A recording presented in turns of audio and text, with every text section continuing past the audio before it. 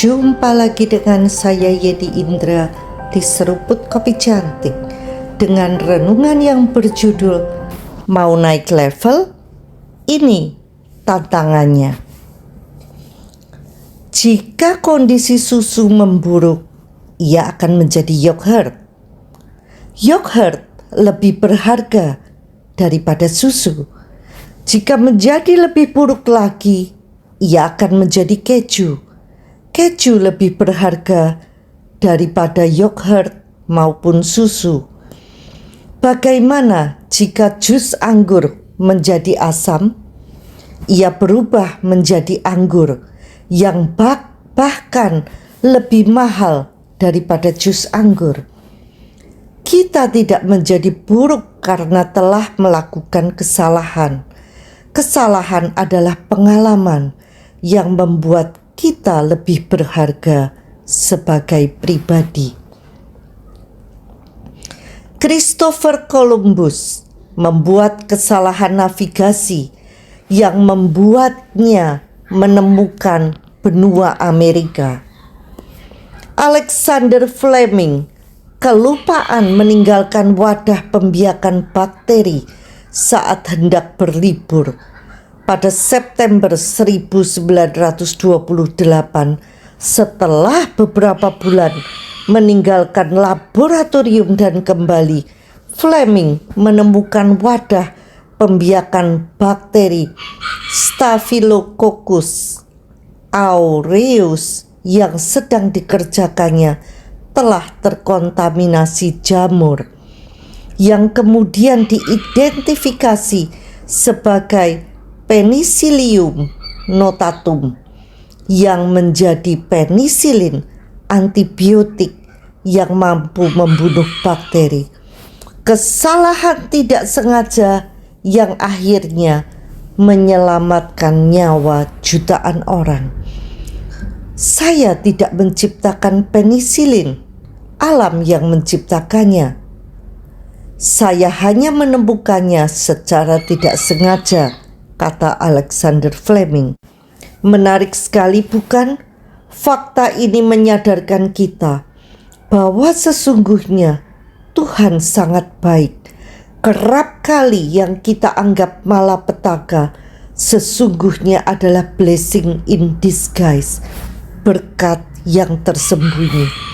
Oleh karena itu, saat malapetaka terjadi, bawa kepada Tuhan. Serahkanlah segala kekhawatiranmu kepadanya, sebab Ia yang memelihara kamu. Allah turut bekerja dalam segala sesuatu untuk mendatangkan kebaikan bagi mereka yang mengasihi Dia, yaitu bagi mereka yang terpanggil sesuai dengan rencana Allah. Tuhan bisa mengubah malapetaka ini menjadi kebaikan, bahkan hal-hal yang lebih dahsyat daripada bentuk asalnya. Dia Allah, apa yang sulit baginya? Dan terjadilah menurut imanmu. Sesungguhnya yang kita sebut pengalaman adalah nama lain yang lebih halus untuk memberi nama kesalahan. Akui kesalahan dan kegagalan kita. Ambil pelajaran darinya dan gunakan itu sebagai keuntungan untuk memastikan hal itu tidak akan terjadi lagi. Pelajaran apapun yang kita tolak untuk dipelajari akan terus terulang sampai kita berhasil mempelajarinya. Itulah kehidupan. Kesalahan, kegagalan, dan lain-lain merupakan bagian alami dari kehidupan. Kadang hal itu juga bukan karena kita yang melakukannya, melainkan akibat yang harus kita tanggung karena kesalahan pihak lainnya. Kita harus berani menghadapi permasalahannya dan mengambil keputusan terbaik dalam peristiwa itu, terbaik di antara pilihan yang ada. Si musuh berusaha menghalangi, menjegalnya agar kita menyalahkan keadaan dan kecewa kepada Tuhan. Tetapi kita sudah belajar prinsip dasarnya, yang jahat dari si musuh dan yang baik dari Tuhan. Malapetaka ini pasti dari si musuh. Bagaimana respon kita? Bekerja sama dengan Allah Sang Pencipta, menyelesaikan permasalahan dengan iman dan keyakinan teguh bahwa bersama Allah kita akan melakukan perkara-perkara yang besar. Setiap kali Tuhan bersiap membawa kita ke zona yang baru, selalu ada masalah besar yang menghalangi jalannya.